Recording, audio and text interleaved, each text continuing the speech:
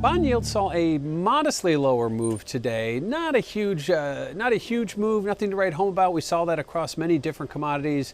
Narrower ranges, lighter volumes on this Monday ahead of what is to be some key central bank meetings and outcomes, starting with the ECB on Thursday and the Federal Reserve later next week. We'll talk about that later. But right now we sort of see the 10-year note yield hovering right around 204. That's the 50% of the month-to-date trade. So we have seen a low of 193. We have seen a high of roughly 214. So we're sitting right in the middle, which is to be expected ahead of any key events. The market just sort of gravitating towards that midpoint.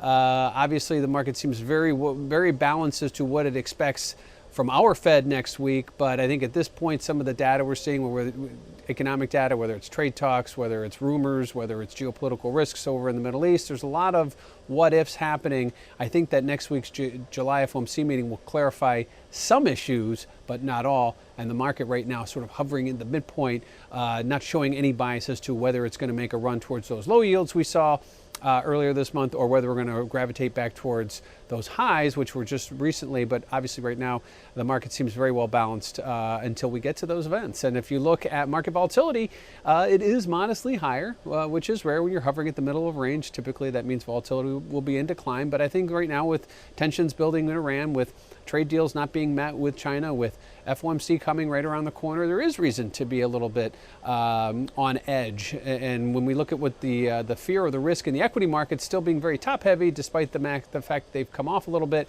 I think the bond market is reflective of that, as that there is some risks rising in markets in general, and you could see a flight to quality bid to bonds if there is some kind of an oops moment from the Fed or in the equity markets. Those are the two, I think, catalysts that could really shift things or move things in the bond market. And last, let's look at the Fed. What is the market really expecting, and what is the Fed going to deliver?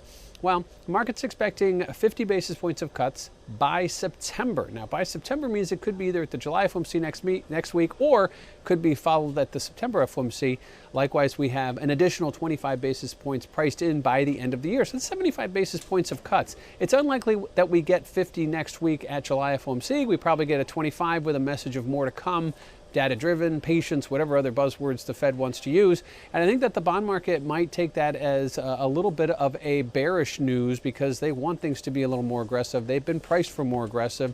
And I think at this point, the short end may have a little corrective move. The long end may have a modest corrective move.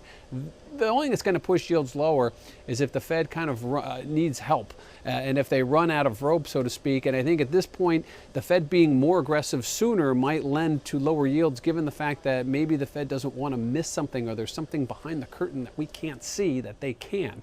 I think ultimately slow and steady is the way the Fed's going to play this, and yields right now, while they still remain stubbornly low, don't have a whole lot of upside until they're finished, and then things will naturally reverse themselves. But at this point, I think 2% is going to be the magnet. If we get through 2% in 10-year note yields, I think the first stop is going to be that 195. We visited that earlier this month, and I think at this point you're going to need some kind of a new event to push us south of those. And likewise to the upside, if everything goes as planned and the Fed comes in slow and steady and wants to maybe wait and see how they're going to play this out, I think yields have some upside to them, given the fact that they're so aggressively priced. So right now, a modest day at best in the bond market, as we saw yields creep a little bit lower, but big events on the horizon could change that very quickly, and FOMC seems to be the next up.